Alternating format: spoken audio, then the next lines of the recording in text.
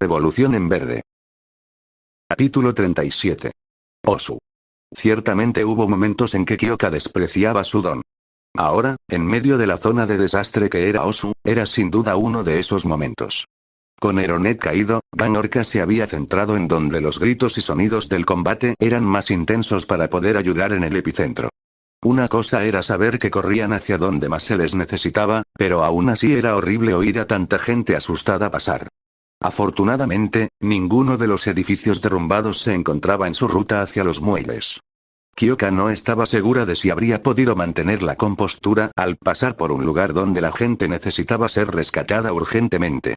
El puerto de Tokio era el segundo puerto más activo de todo Japón, solo superado por el puerto de Nagoya, al oeste. Los muelles de Osu eran, con diferencia, los más transitados de todos los del puerto de Tokio, más que cualquier otro muelle del país. Los muelles se extendían por una superficie equivalente a varias manzanas de la ciudad, con docenas de atracaderos para carga y descarga. La ubicación del peligro era evidente de inmediato, a pesar del tamaño de los muelles, debido a los incendios que se extendían alrededor de un atracadero en particular. Necesito un informe de situación. Bramó Gan Orca mientras él y Kyoka se acercaban. Aunque había aproximadamente una docena de héroes en la zona, la mayoría rodeaba al villano, aunque ninguno parecía dispuesto a enfrentarse a él directamente. Kyoka lo miró fijamente. Su piel de piedra y su enorme tamaño le provocaban una sensación inexplicable. Onemu Shinya, compañero del equipo Idaten. La heroína más cercana se presentó, cediendo de inmediato al rango de Gan Orca. Kyoka escuchó con atención, intentando recordar dónde había visto antes al villano. No fue hasta que el villano se giró hacia un lado, usando sus 8 manos para recoger un contenedor de carga, que se dio cuenta. Era un Nomu.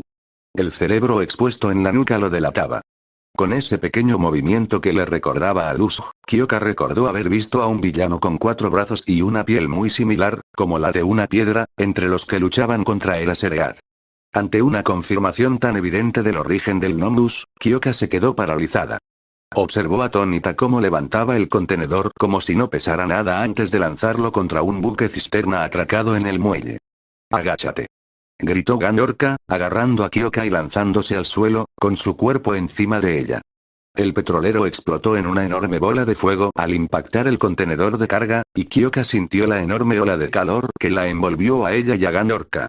Sus oídos gritaron en protesta ante el repentino ruido. Kyoka ni siquiera tuvo que mirar para saber que probablemente sangraba por los oídos.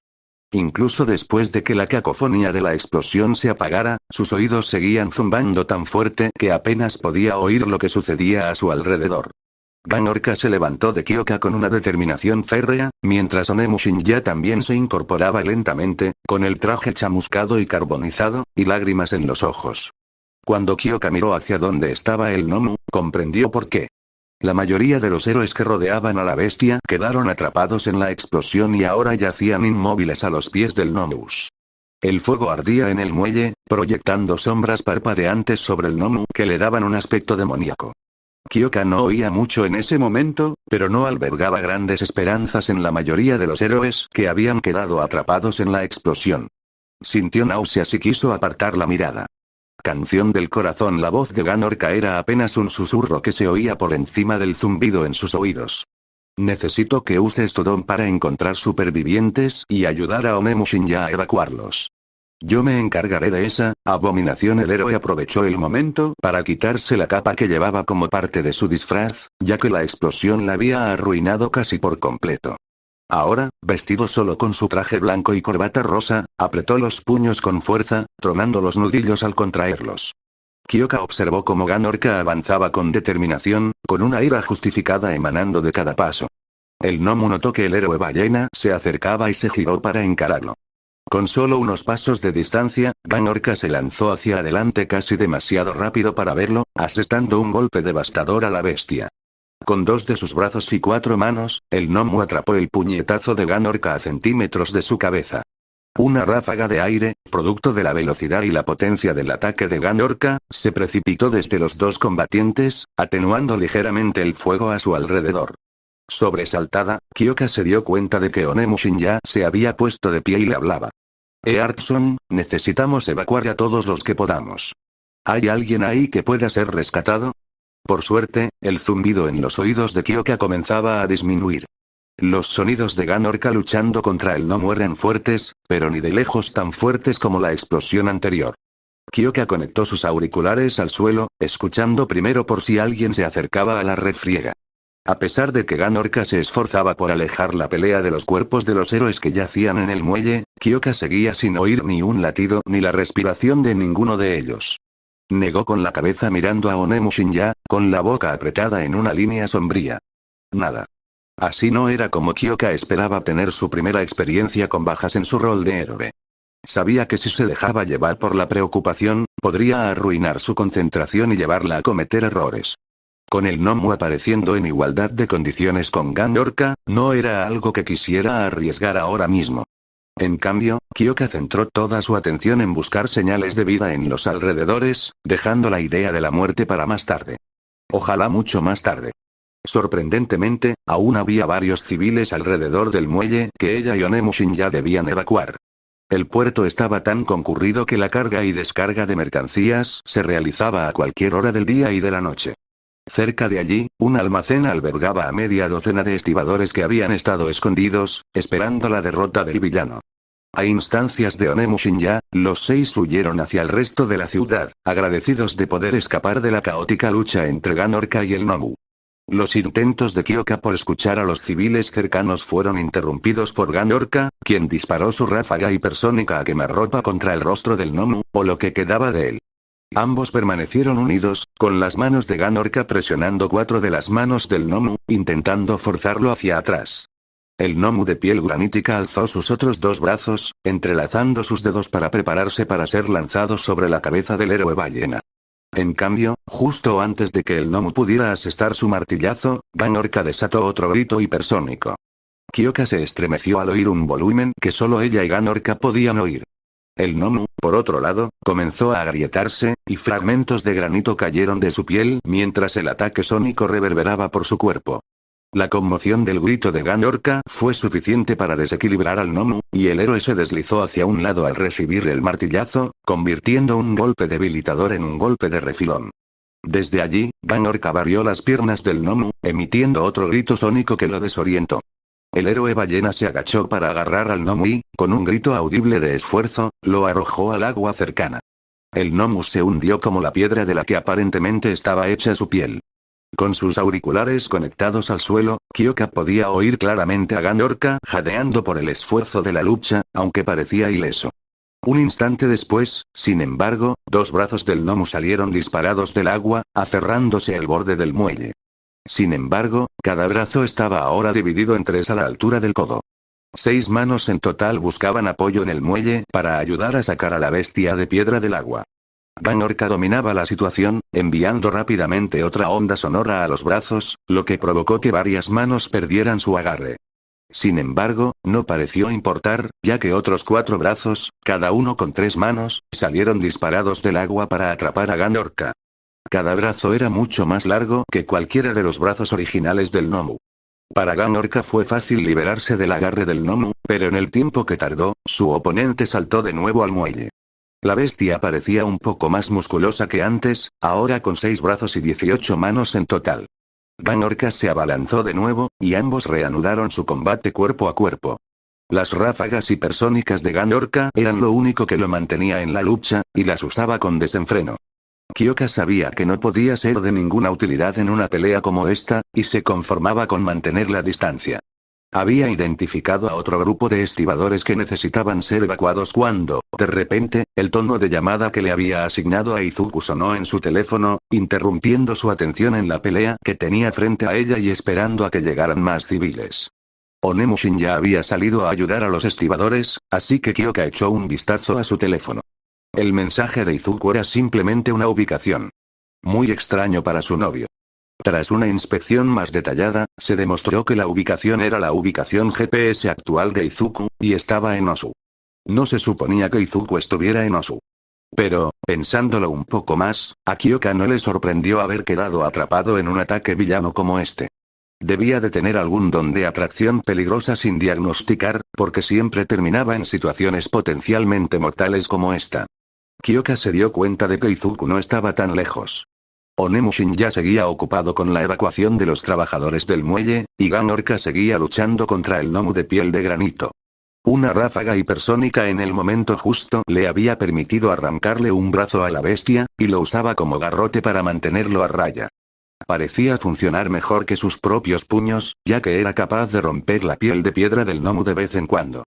Kyoka, justificando rápidamente su comportamiento como si hubiera seguido las órdenes de Gan Orca, se escabulló hacia la ubicación de Izuku. Después de todo, Gan Orca le había dicho que usara su don para encontrar supervivientes y ayudar a evacuarlos. Eso era todo lo que estaba haciendo. Ayudar a Izuku a evacuar. Se lo repetía una y otra vez mientras corría hacia Izuku. Se ocuparía de las consecuencias de Gan Orca una vez que estuviera segura de que estaba a salvo. Denki estaba asombrado de lo rápido que corría Endeavor. Era tan grande que parecía natural que fuera lento y pesado. No era así. Denki corría casi tan rápido como podía para apenas seguirle el ritmo al héroe. No era que su prisa fuera injustificada, por supuesto. Osu estaba siendo atacado, y Endeavor se esforzaba al máximo por llegar al aparente centro del ataque lo antes posible. Denki no tenía claros los detalles. Endeavor no había considerado oportuno decirles a él ni a Shoto a dónde se dirigían exactamente, pero ya habían pasado 2 edificios derrumbados y no se habían detenido a ayudar en las labores de rescate. Puede que la peculiaridad de Endeavor no fuera la más útil para las operaciones de rescate, pero Denki habría esperado que no ignorara a la gente necesitada sin una buena razón. Resultó que Endeavor sí tenía una muy buena razón para apresurarse a regresar al centro de la ciudad. 2 villanos corpulentos se encontraban a una cuadra de distancia, en lados opuestos de una amplia plaza que tradicionalmente funcionaba como un lugar de reunión popular. Shoto soltó un susurrante Nomu, al ver a los villanos. Así que así era como se veían los Nomu. Denki no había sentido celos de su clase hermana como muchos de sus compañeros de 1B, pero sí sentía una gran curiosidad por lo que habían vivido en la USG. Ahora que podía ver de cerca y en persona un Nomu real, Denki estaba lamentando su curiosidad anterior. Al otro lado de la plaza, un Nomu de piel blanca y rayas rojas, que parecía estar desnudo, lanzaba un chorro de agua desde una boca de incendios cercana, como si fuera un cortaaguas, atravesando un edificio cercano. Los cuerpos de varios civiles y algún que otro héroe yacían a sus pies, a menudo en 2 o más pedazos. Mientras Denki observaba, asqueado por la violencia que se desplegaba frente a él, el agua se dispersó repentinamente y el chorro se ensanchó hasta el punto de no causar daños graves al edificio. Denki no era un gran fanático de los héroes, así que no reconoció de inmediato al héroe con traje azul y una aleta en el casco, pero al parecer también tenía algún tipo de don para controlar el agua y se preparaba para enfrentarse al Nomu. Con suerte, sería lo suficientemente fuerte como para derrotarlo, o al menos contenerlo hasta que llegaran los refuerzos. En el lado cercano de la plaza, a pocos metros de donde Denki, Shoto y Endeavor habían llegado, había un Nomu con cara de calavera que crepitaba con electricidad. Arcos eléctricos dispersos se deslizaban por la piel de la bestia y, de vez en cuando, alcanzaban un edificio cercano, provocando pequeños incendios a su alrededor. El Nomu sujetaba por la cabeza a un héroe vestido con pieles marrones, e incluso desde allí, Denki podía sentir la inmensa corriente que fluía a través del hombre, formando un arco que caía al suelo desde sus pies. Un momento después, el Nomu arrojó al héroe, obviamente muerto, a un lado. El cuerpo golpeó un edificio cercano y se desplomó al suelo, humeando. El Nomu se giró hacia los recién llegados, con ojos muertos mirándolo desde la calavera de su rostro. Shoto, ayuda con la evacuación. La voz de Endeavor, tranquila tras la carrera para llegar, atravesó el caos que los rodeaba. Carga relámpago, conmigo. Absorbe el rayo para poder dispararle a esa bestia. Denki entró en pánico. Endeavor quería que corriera hacia esa bestia. La que literalmente lanzaba a los héroes a un lado mientras los mataba. Era un becario, solo en su primer año de la escuela de héroes. Aún no estaba listo para esto. Mi hielo puede ayudar contra el blanco, dijo Shoto, y Denki giró la cabeza sorprendido. Estaba allí parado, aterrorizado por ir tras un Nomu con Endeavor, y Shoto se ofrecía a ir contra otro solo. No. No sabemos si la hidroquinesis de esa cosa se extiende al hielo. La expresión de Shoto no cambió, pero Denki sintió que la frustración se disipaba en él. Ayuda a escapar a los civiles que quedan. Carga de rayo, vamos. Endeavor echó a correr hacia el Nomu relámpago y Denki se sorprendió un poco al encontrarse igualando a su supervisor paso a paso. Sabía que su capacidad para absorber electricidad era necesaria en esta situación, pero no tenía claro si su capacidad era mayor que la que el gnomo podía emitir. Había visto lo que ese gnomo le había hecho al héroe anterior y no quería sufrir un destino similar. Pero de nuevo, Denki no quería que nadie más sufriera ese destino. Entonces Denki corrió. Al acortar la distancia, el cráneo se abrió en una aterradora réplica de una sonrisa, y el gnomo alzó una mano hacia Endeavor. Instintivamente, Denki aceleró y esquivó a un lado para separarse de Endeavor, protegiéndolo del ataque asegurándose de mantener la distancia entre ellos. Cuando la electricidad fluyó de la mano del gnomo, Denki estaba listo. Levantó una mano al aire, apuntando al cielo con el dedo, invocando su don. El rayo del gnomo se desvió de forma antinatural hacia Denki. Por un instante, pareció que se arquearía hacia Endeavor, y Denki tiró de él con más fuerza. Se oyó un chasquido y la electricidad fluyó hacia Denki como debía, golpeándolo en el dedo levantado. La electricidad apenas le hizo cosquillas. Por un instante, Denki se sintió confundido. Si hubiera sido suficiente electricidad para freír a ese héroe hasta dejarlo humeante, debería sentir algo más que un cosquilleo. Entonces los pies de Denki se despegaron del suelo. El rayo lo arrastró hacia el gnomo. Apenas tuvo tiempo de ver cómo los ojos de Endeavor se tensaban con incredulidad antes de lanzarse hacia el gnomo, cuya mano se cerró alrededor de su cabeza. Y entonces empezó el dolor. Cualquiera que sea la cantidad de electricidad que el gnomo había estado produciendo antes, obviamente no había estado ni cerca del límite de la bestia. Pero Denki podía con ello. De hecho, sentía que era menos de lo que él mismo podría hacer si lo intentara. Los ojos del gnomo se entrecerraron con algo parecido a la confusión, y el agarre en la cabeza de Denki se hizo más fuerte. Eso dolió mucho más que la electrificación y solo empeoraba. Denki gritó, pero no podía oírse a sí mismo. El dolor era demasiado intenso. En cambio, hizo lo que era natural. Resistió la electricidad del gnomo y usó su don para contraatacar, enviando 1.000.000 de voltios de electricidad a través de la bestia. Se sintió un poco mareado, ya que hacía tiempo que no usaba su don con tanta fuerza. Sorprendentemente, parecía que el gnomo lo sintió, y la presión en el cráneo de Denki disminuyó ligeramente. Quizás no tenía la misma resistencia a la electricidad que el propio Denki. Con la esperanza de que así fuera, Denki liberó un poco más su don, inyectando 3 millones de voltios en el gnomo. Esto provocó una mayor respuesta, pues los músculos del gnomo se tensaron ante la repentina sacudida. En un espasmo repentino, la mano que sujetaba la cabeza de Denki lo soltó y este cayó al suelo. Un instante después, Denki se dio cuenta de que estaba a media docena de metros del gnomo, sujeto por un héroe con armadura plateada. Machina. El héroe de las máquinas lo había atrapado y se lo había llevado, con los motores a su espalda ronroneando. Araña infernal. Con el gnomo temporalmente aturdido y solo, Endeavor pudo liberarse. Decenas de zarcillos de llamas brotaron de las manos y brazos del héroe, cada uno tan fino como un cabello y retorciéndose como algo vivo. Con un gesto brusco hacia el gnomo, las llamas lo azotaron y lo rebanaron, cauterizando las heridas al abrirse. Denki observó, hipnotizado, cómo el gnomo que había estado diezmando a los demás héroes caía a pedazos, sin derramar ni una gota de sangre. Una parte de él se preguntaba si esta era la cauterización instantánea que mantenía la muerte limpia, o si simplemente no corría sangre por las venas del gnomo. ¿Estás bien, chico? El barítono de Machina mezclaba un tono de mando uniforme con preocupación mientras dejaba que Denki se pusiera de pie. No deberías haberte metido en la pelea de esa manera. Solo hago lo que Endeavor me dijo, dijo Denki. Se le escapaban las palabras por el exceso de su don, así que lo dejó ahí. ¿En serio? Machina dirigió una mirada acerada hacia el héroe de las llamas que se acercaba. Podemos hablar de esto más tarde. Tenemos otro gnomo del que ocuparnos. Denki se giró hacia el segundo gnomo al oír las palabras de Endeavor y se sorprendió al descubrir que el héroe de antes ya no luchaba contra él.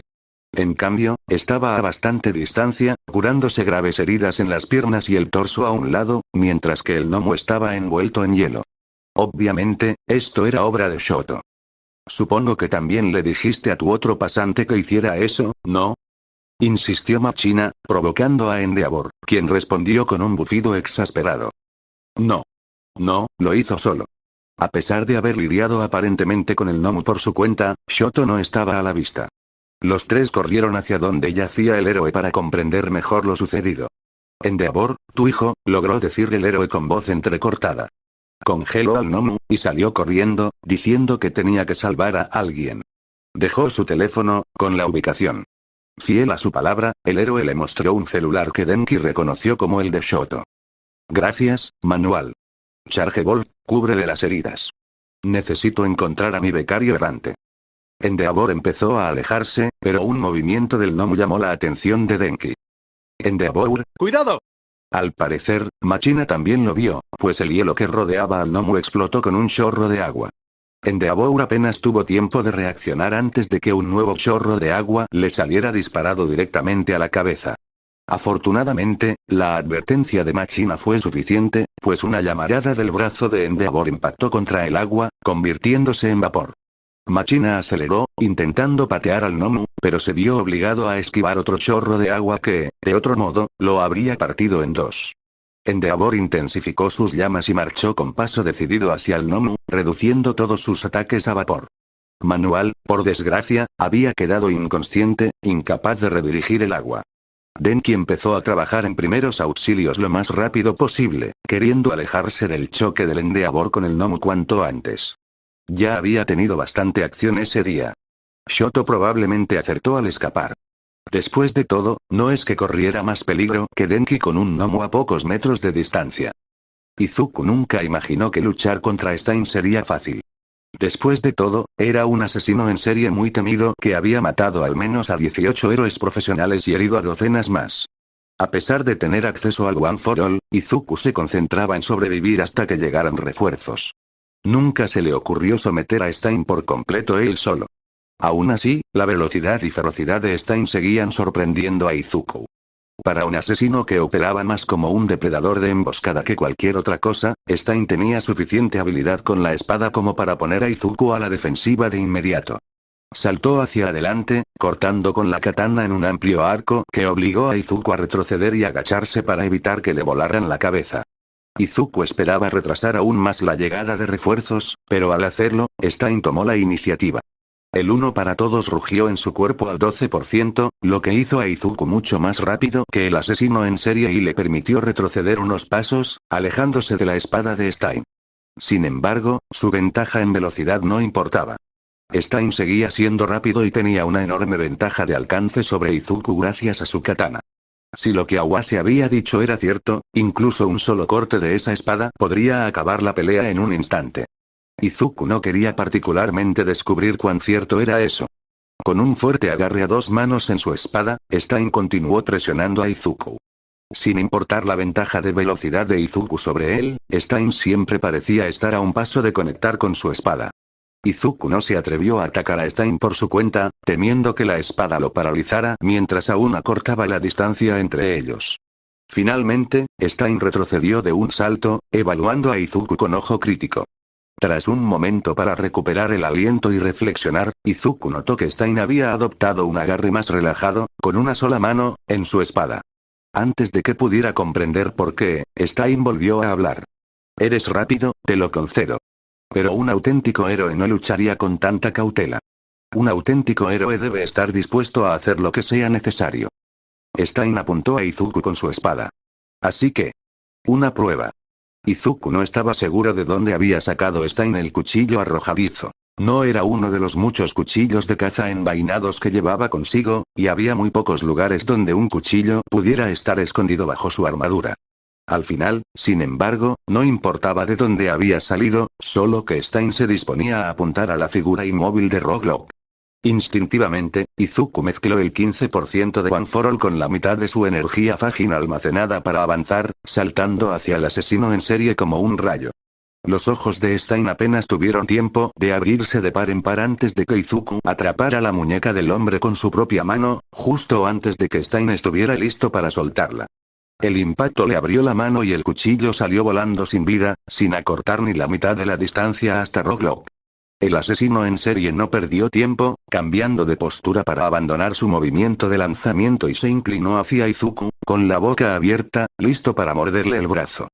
Parte de su mente lo archivó, notando que con un brazo agarrado y la espada ineficaz a corta distancia, un mordisco no era la peor opción, pero no era el ataque ideal a menos que su don estuviera involucrado de alguna manera. Si eso se relacionaba con su don, ¿y cómo?, tendría que esperar. En cambio, Izuku siguió dejando que sus instintos actuaran y lanzó su propia cabeza hacia adelante en un cabezazo. Nunca le habían enseñado a dar cabezazos, solo sabía lo básico. Golpear con las partes duras de la cabeza las partes blandas del rostro de Stein, intentando llegar a la zona donde su frente se une con el cuero cabelludo para impactar con la nariz de Stein. O mejor dicho, donde debería haber estado la nariz de Stein. Izuku no estaba seguro de cómo, pero solo durante el cabezazo se dio cuenta de que a Stein le faltaba la nariz. Y entonces sus cabezas se conectaron. La puntería de Izuku había sido certera, pero el impacto de su cabeza contra la de Stein le provocó una punzada de dolor por todo el cuerpo. Su mandíbula se cerró con un chasquido incómodamente rápido, lo que le obligó a soltar la muñeca de Stein. Por suerte, Izuku había esquivado los dientes del hombre y no parecía sangrar. Sin embargo, su cabeza le gritaba, y volvió a contener el dolor. Stein, por otro lado, había dejado caer su katana en estado de shock y se tambaleó hacia atrás, agarrándose la cara con ambas manos. Las vendas que le cubrían el rostro se habían caído, revelando el agujero donde había estado su nariz. Ahora, sin embargo, los lados de ese agujero estaban hundidos, y la sangre manaba por un lado a un ritmo constante. El ojo izquierdo del hombre estaba completamente inyectado en sangre, y la piel circundante ya se estaba hinchando, obstruyéndole la visión. Como esperaba, Izuku se recuperó del cabezazo mucho más rápido que Stein. Que la katana del hombre estuviera en el suelo superaba sus expectativas. Izuku se agachó hasta la empuñadura, pisó la hoja y tiró, rompiendo el metal en su unión con la empuñadura. Tras tirar el mango, ahora inservible, Izuku levantó la vista y vio a Stein sonriéndole desde el otro lado del callejón. Entre el ojo inyectado en sangre, la nariz que le faltaba, la sangre que le cubría rápidamente la mitad inferior del rostro y su amplia sonrisa, el rostro de Stein era completamente demoníaco. Echó la cabeza hacia atrás y rió con un rugido estridente y cortante.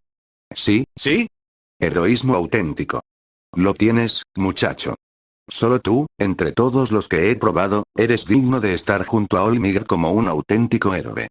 Stein bajó la cabeza, con los ojos abiertos y llenos de fanatismo, mientras su larga lengua se deslizaba por sus labios, mirando a Izuku. Un escalofrío de repulsión recorrió el cuerpo de Izuku al ver al hombre que lo miraba así. Desafortunadamente, aún queda trabajo por hacer. No permitiré que ni siquiera alguien como tú me impida completar mi tarea. Ánimo, muchacho. No morirás esta noche. Stein se llevó el antebrazo derecho a la cara y sacó la lengua para lamer el brazalete afilado que llevaba en la muñeca. Izuku se desplomó en el suelo, sin poder sostenerlo por más tiempo. Mientras caía, su mente corría, intentando comprender qué había sucedido. Aterrizó torpemente sobre su brazo izquierdo y sintió una punzada de dolor sobre el terror de perder repentinamente el control de su cuerpo. Awase tenía razón. Era un don basado en la sangre.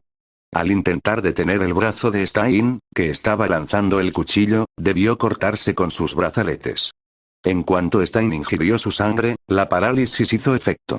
Fue una lástima que el don de Stein no funcionara en él mismo. De lo contrario, la sangre que manaba de su nariz destrozada habría terminado la pelea de inmediato. Stein caminaba lentamente hacia Rocklock, sacando un machete de una funda que llevaba a la espalda. Se detuvo un momento junto a Izuku y le habló en voz baja. Bastión. Eres un auténtico héroe. Algún día, tú y Olmig me matarán. Hasta entonces, mantén viva tu llama del heroísmo. Y entonces Stein se movió de nuevo, sus pies descalzos apenas hacían ruido en el suelo del callejón. Izuku no podía ver lo que sucedía y solo pudo armarse de valor ante el hecho de que estaba a punto de escuchar a Stein asesinar a un héroe y a uno de sus compañeros de clase. Con cada fibra de su ser, presionó a su cuerpo para moverse, pero simplemente no lo escuchó. Su corazón latía cada vez más rápido mientras esperaba el sonido de una espada que acabara con la vida de Rocklock. Por mucho que pusiera los ojos en blanco, no veía nada de lo que Stein hacía, y la demora solo aumentaba su ansiedad. Izuku se esforzó al máximo, aferrándose al uno para todos para intentar romper el don de Stein.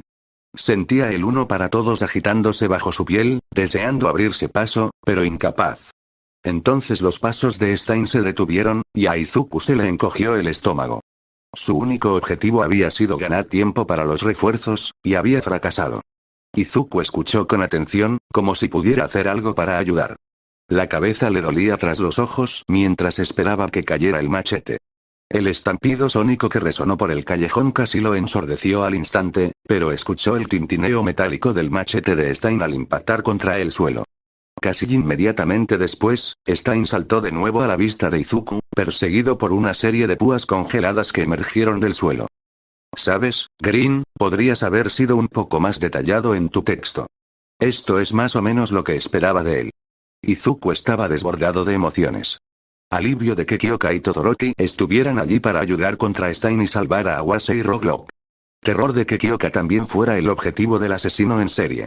De cualquier manera, había ganado suficiente tiempo para que llegaran refuerzos, aunque parecía que ni Ganorka ni Endeavor estaban allí.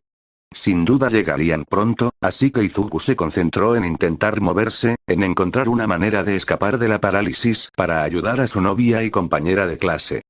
No dejes que te corte. Puede paralizarte con solo un poco de tu sangre.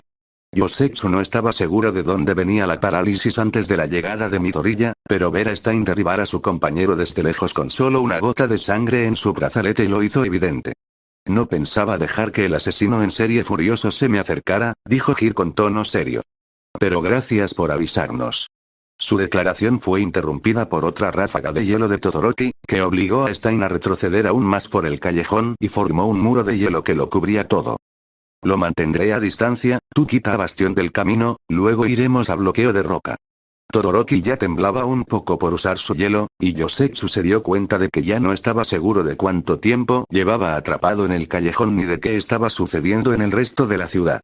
Según bloqueo de roca, había al menos 3 Nomu por toda la ciudad. ¿Se había topado Todoroki con uno antes? ¿Seguían ahí fuera? Váyanse ya. Dijo Todoroki, con una voz más tensa y preocupada de la que Yosetsu creía haberle oído jamás. Sus compañeros se apresuraron hacia adelante, y Todoroki alzó la mano derecha para protegerse de Stein. Cuando llegaron al cuerpo caído de Midoriya, Hir se arrodilló junto a él y, aunque Yosetsu no podía oír exactamente lo que decía, parecía como si lo estuviera regañando. Sin embargo, no entendía por qué Midoriya debía ser regañado por salvarle la vida a Rocklock, y probablemente también a Yosetsu. A pesar de lo que decía, Hir ya estaba levantando a Midoriya para alejarlo de Stein. Sin embargo, el asesino en serie no estaba dispuesto a dejar que algo como un muro de hielo lo detuviera, lo que obligó a Todoroki a concentrarse en la defensa activa en lugar de poder ayudar de inmediato a Rocklock. Stein intentaba incansablemente trepar por los lados del callejón para superar el muro de hielo que lo separaba del pequeño grupo. Cada vez que asomaba la cara, Todoroki soltaba otra ráfaga de hielo que lo derribaba del muro y lo derribaba al suelo. Sin embargo, cada ráfaga de hielo era más lenta y pequeña que la anterior. Para Yosetsu, y probablemente también para Stein, era evidente que Todoroki estaba dejando que su temperatura bajara demasiado, igual que en el festival deportivo y en la USG. Yosetsu sabía que había visto a Todoroki usar su fuego en entrenamientos controlados desde entonces y se preguntaba por qué no lo haría ahora. De repente, Yosetsu se dio cuenta de que estaba recuperando la sensibilidad, capaz de mover algo más que su rostro. Flexionó con cuidado los dedos de la mano izquierda y sacudió la pierna derecha, despertando de la incómoda posición en la que se encontraba paralizado. La desventaja de que la parálisis desapareciera fue que Yosetsu volvió a sentir el dolor de los cuchillos clavados en su rodilla y mano. Además, la cabeza le dolía por el uso excesivo de su don, y la sola idea de intentar atrapar a Stein con él le volvía a causar escalofríos. En resumen, Yosetsu podía moverse, aunque lentamente, pero no sería de ninguna utilidad para luchar contra Stein. Hir llegó, dejando a Midoriya sentada junto a la pared, antes de mirar a Yosetsu confundida. La parálisis está desapareciendo, dijo en respuesta a su mirada mordaz. Ve a ayudar a Rocklock. Aunque su parálisis también haya desaparecido, estaba mucho más herido que yo. Por un instante, Hir se detuvo. Asegúrate de que este idiota esté bien, vuelvo enseguida. Se escabulló antes de que Midoriya pudiera protestar, aunque parecía que lo deseaba desesperadamente. ¿Por qué todo esto es mi culpa, otra vez? Dijo Midoriya mientras veía a su novia dirigirse hacia Rocklock. Yosetsu solo pudo encogerse de hombros y decidió cambiar de tema. ¿Estás bien, aparte de su don? Midoriya hizo una mueca. Sí, no me tocó, salvo un rasguño con su brazalete. ¿Cuánto tiempo estuviste inconsciente? Solo unos minutos, pero Rocklock recibió el golpe antes que yo. Stein lo atravesó, pero si yo estoy libre, él también debería estarlo. No necesariamente, respondió Midoriya. el don de Stein podría depender de muchas cosas, como la cantidad de sangre que ingirió, por ejemplo. Volvió la mirada hacia Yosetsu y la entrecerró. Debería preguntarte si estás bien. Aún tienes un par de cuchillos dentro. Sí, pero eso es mejor que sacarlos y desangrarme, respondió Yosetsu. Estaré bien hasta que escapemos. Si tú lo dices. Midoriya no parecía convencido, pero no insistió. En cambio, centró su atención en Hir, que llevaba suavemente a Rocklock hacia ellos en una mochila.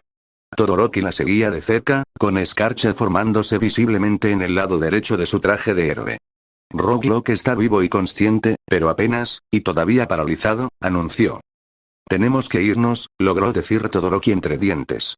La pared se va a derretir lo suficiente como para que pueda atravesarla pronto, y no tengo el control para calentarme en un espacio tan reducido sin ponerte en peligro.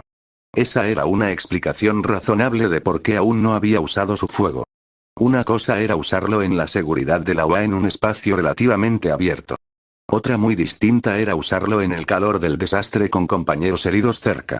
Puedo moverme solo, pero seré lento, dijo Yosetsu. Resultó que tener un cuchillo clavado en la rodilla limitaba mucho la movilidad. Bueno, puedo llevar uno de bastión o de bloqueo de roca, dijo Hir. ¿Crees que podrías llevar el otro, Shoto? Probablemente, pero, cualquier objeción que Todoroki hubiera dicho se apagó en su boca cuando Stein volvió a saltar a lo alto del muro de hielo.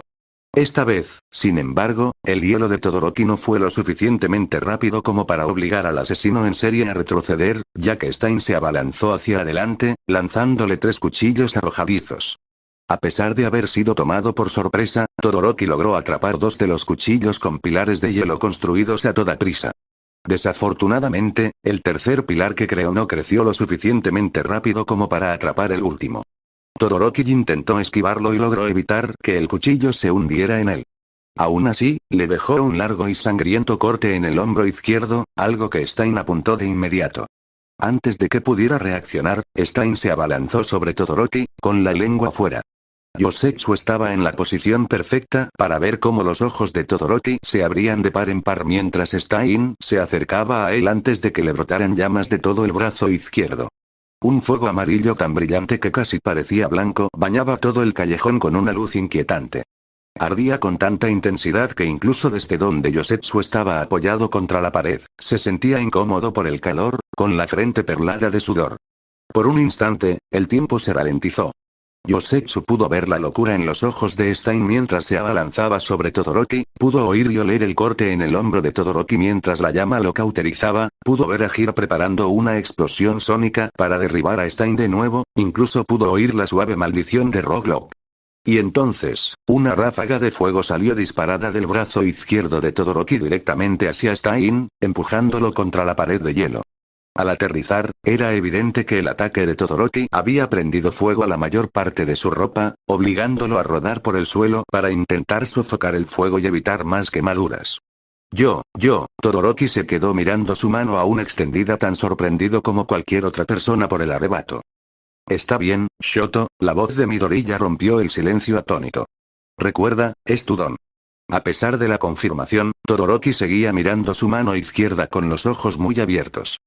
Ya puedo moverme, anunció Midoriya, levantándose rápidamente y estirando brazos y manos. Llevaré a Rocklock. Earthson, ¿puedes ayudar a Síntesis? Hir asintió, con aspecto algo más tranquilo ahora que estaba de pie y listo. Shoto, ¿puedes irte? No te pediremos que uses tu fuego otra vez. Todoroki asintió levemente, apartando finalmente la vista de su mano izquierda para mirar a Stein.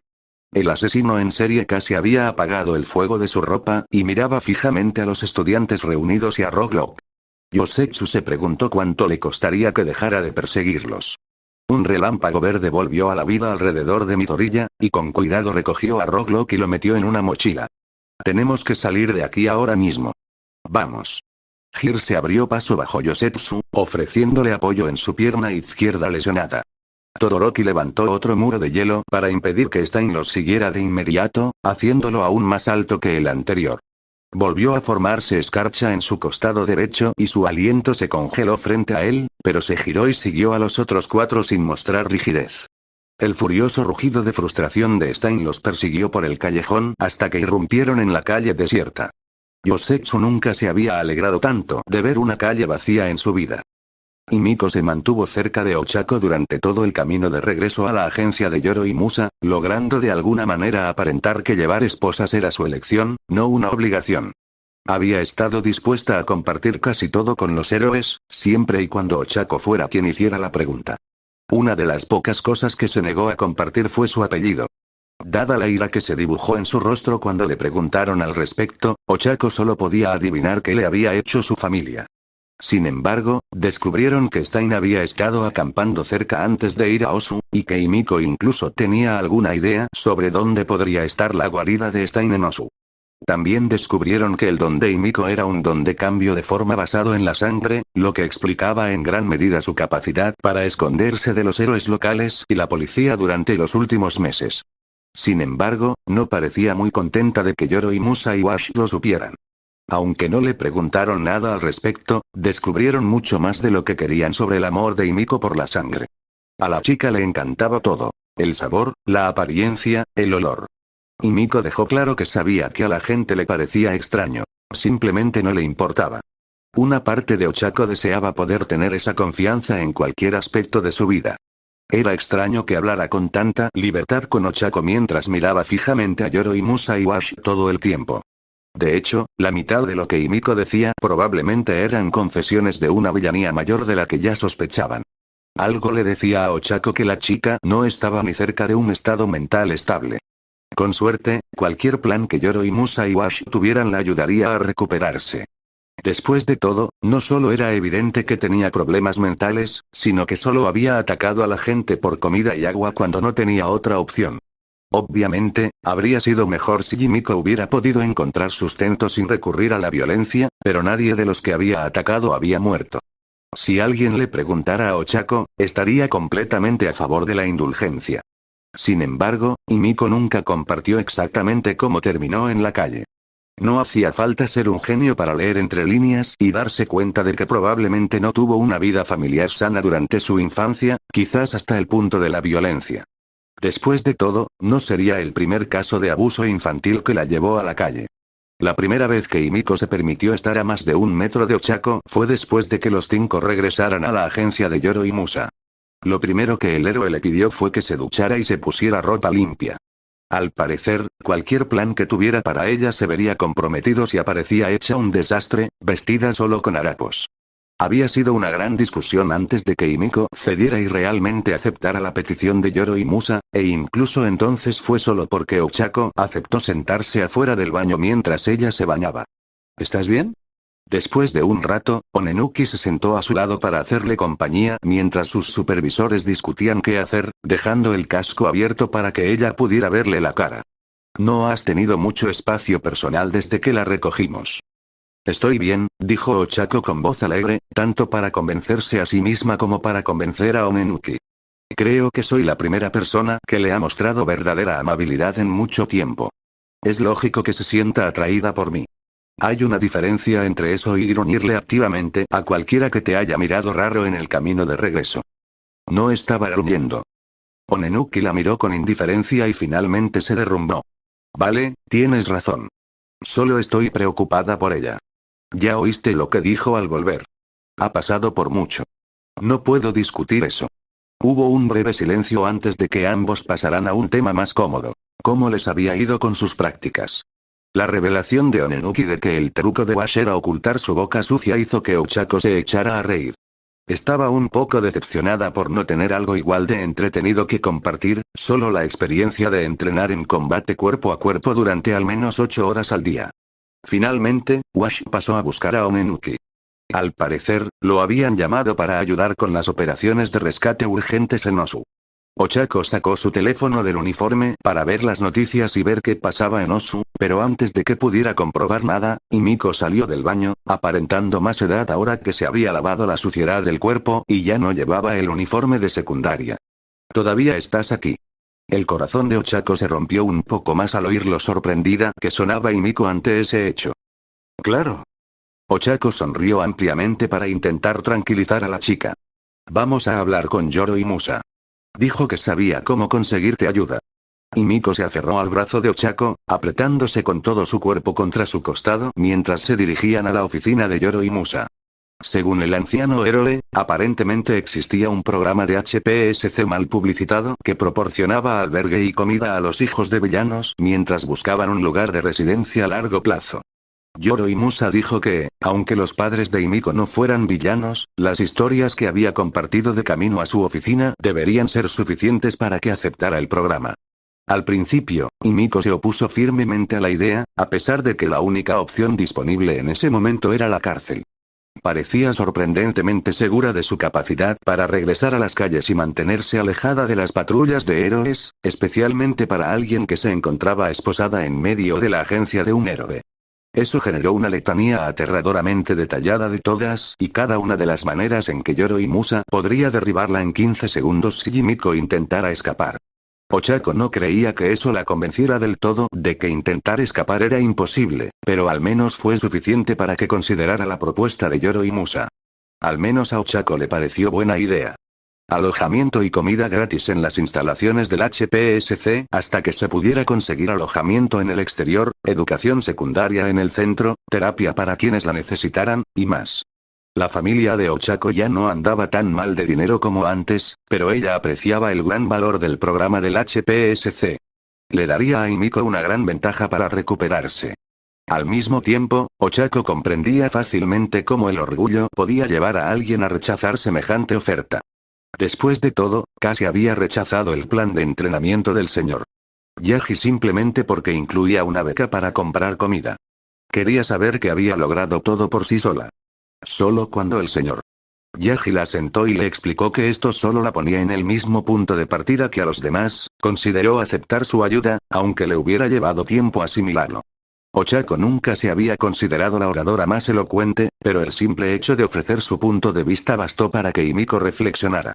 Tras unos momentos de profunda reflexión, Himiko aceptó a regañadientes el programa HPSC con algunas condiciones. La principal exigencia de Himiko era, para sorpresa de Ochako, poder hablar con ella lo más a menudo posible. Era bastante halagador, pero dada la intensa carga académica de la UA, Ochako se aseguró de advertirle que podría no tener tanto tiempo como ella desearía. Eso no pareció ser un gran obstáculo, y con las promesas de Ochako en la mano, a pesar de la reticencia de Yoro y Musa, Himiko aceptó unirse al programa HPSC. Ante esto, Yoro y Musa se llevó a Himiko para llevarla a la oficina más cercana de HPSC y empezar a trabajar para inscribirla en el programa. Eso dejó a Ochako sin nada que hacer, salvo una agradable sensación de satisfacción al saber que había ayudado a una adolescente sin hogar a conseguir ayuda. Nunca había oído hablar del programa HPSC al que Himiko estaba a punto de unirse hasta esa noche, y como no tenía nada mejor que hacer en ese momento, decidió investigar un poco para ver qué podía esperar su nueva amiga, con suerte. Sin embargo, inmediatamente después de que Ochako sacó su teléfono, todos los pensamientos sobre Himiko y el HPSC huyeron de su cerebro. Osu era una zona de desastre total. Todo tipo de sitios web de noticias mostraban imágenes en directo de la ciudad, tomas dispersas de edificios derrumbados y ataques de Nomu. Un sitio de noticias mostraba un helicóptero sobre los muelles de Osu, enfocando a Ganorka rugiendo hacia el cielo en medio de un incendio masivo, con el cuerpo de un Nomu de piel de piedra tendido a sus pies. Otro sitio de noticias mostró las secuelas de otro ataque con Nomu cerca de un McDonald's. Incendios y autos volcados dispersos por toda una manzana. Varios héroes, incluyendo al que parecía ser Sidney Telle, yacían heridos en un centro médico improvisado en el estacionamiento cercano. Una repetición de la noche anterior mostró el Nomu del McDonald's, y una punzada de ansiedad recorrió a Ochako. Era el mismo al que ella, Onenuki y Todoroki se habían enfrentado en la USG. Había algunos cambios menores en sus brazos, pero no cabía duda. Los comentaristas comentaban cómo el Nomu logró herir a Sidney Telle con una de las púas de su brazo antes de huir, pero Ochako no escuchaba. Solo podía concentrarse en el Nomu sin ojos que casi la mata hacía apenas unas semanas. Como mecanismo de defensa, Ochako salió de sus aplicaciones de noticias solo para no tener que ver la inquietante cara de la bestia, o la ausencia de ella. Sin embargo, abrir su aplicación de mensajería no le sirvió de nada. Midori ya había enviado su ubicación a todo el chat grupal, y estaba justo en las afueras de Osu, inquietantemente cerca del McDonald's donde habían avistado a ese Nomu. Muchos de sus compañeros de clase conversaban con pánico sobre si Midori ya estaba bien, pero Ochako notó que ni Hir ni Todoroki, dos estudiantes que Ochako sabía que estarían en Osu, habían comentado aún. Ochako solo esperaba que todos regresaran de la ciudad sanos y salvos. Estaban sanos y salvos, al menos por el momento. Nadie quería alejar demasiado a Awase ni a Rocklock para evitar agravar sus heridas, pero tampoco querían quedarse demasiado cerca del callejón donde Stein presumiblemente seguía acechando. Kyoka no tuvo ningún problema con la decisión de Izuku de guiarlos hasta el final de la cuadra, pero no más allá.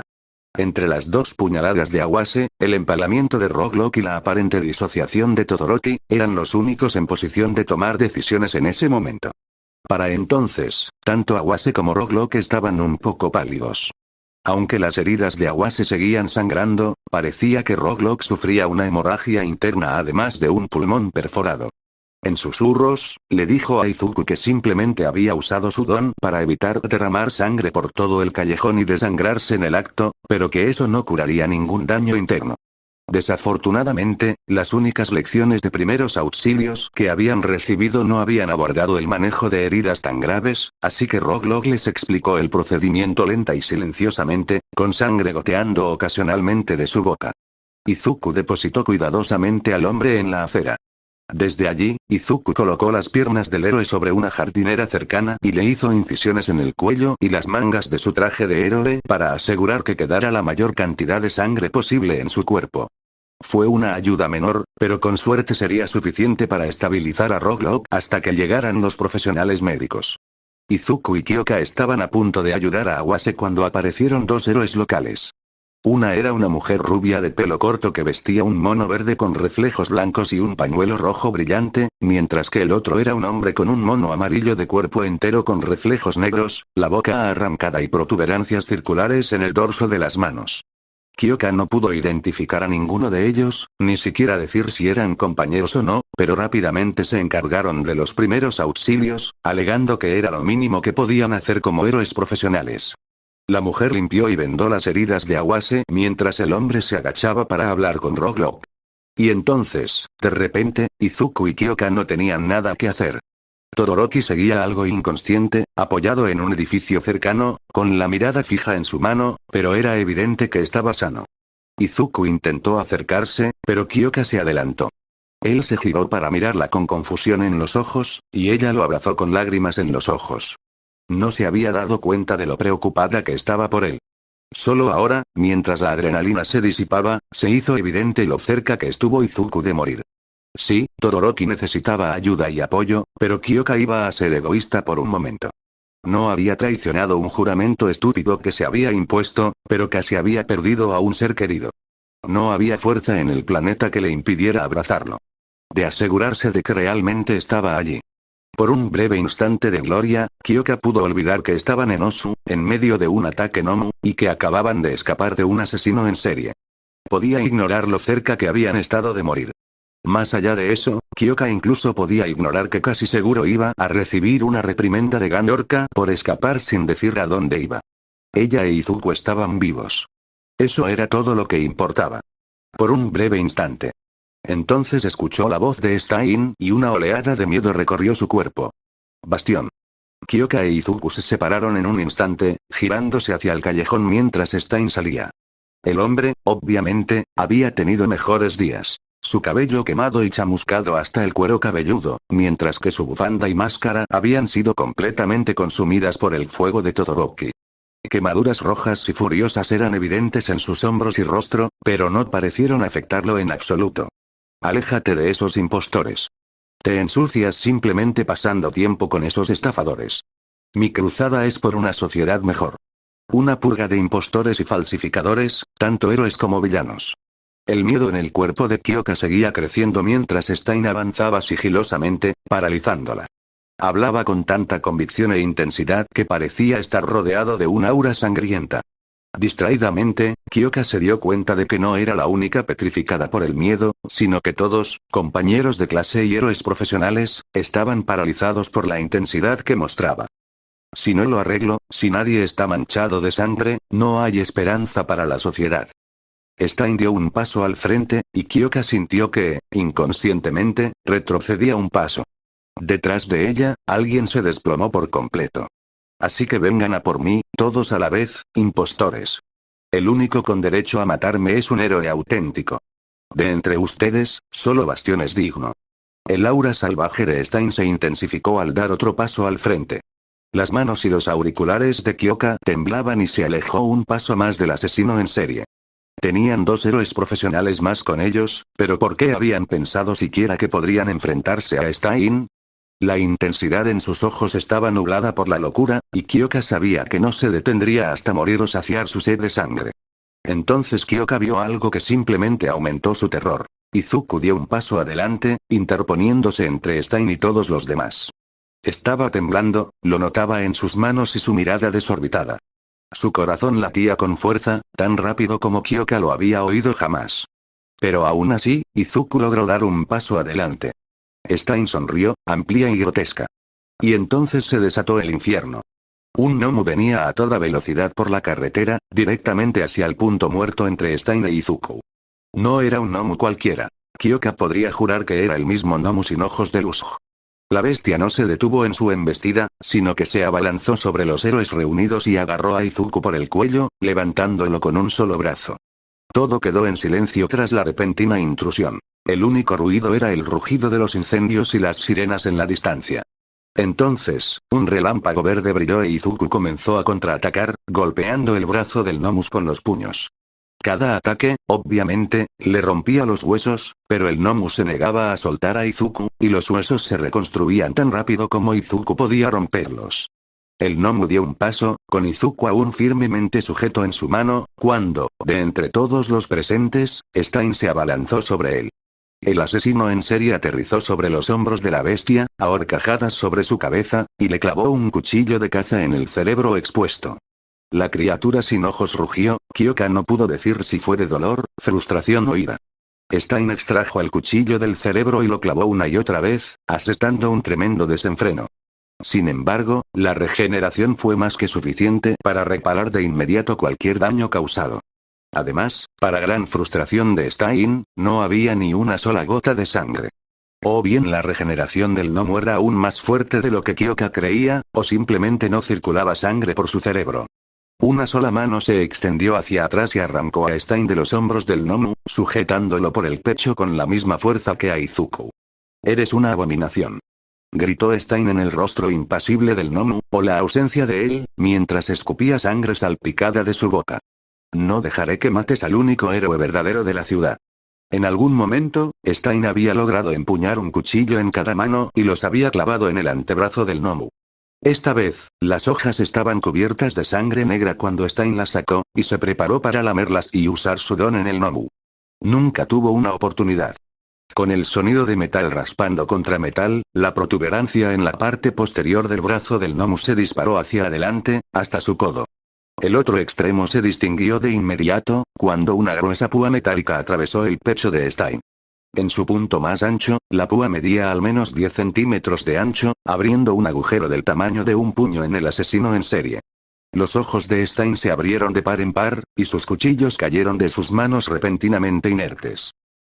Las palabras se le escaparon de los labios, mientras sus pulmones se desinflaban y la sangre manaba de su boca. Curar, a la sociedad, la púa en el brazo del gnomo se retrajo antes de dispararse de nuevo hacia adelante, abriendo un nuevo agujero en el torso de Stein, silenciando al hombre para siempre. El espeluznante fallecimiento del asesino en serie había distraído a Kyoka de la creciente niebla púrpura alrededor de los pies del gnomo. Cuando Stein guardó silencio, el gnomo desapareció en el mismo tipo de portal que ya había visto en la USG. Y entonces la calle quedó vacía. Sin gnomo. Sin mancha. Y no Izuku. Izuku había estado justo frente a ella.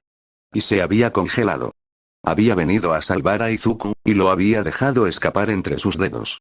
Quizás nunca lo volviera a ver. Kyoka gritó al cielo, maldiciendo todo y a todos bajo el sol por el secuestro de Izuku, pero a ella misma por encima de todo.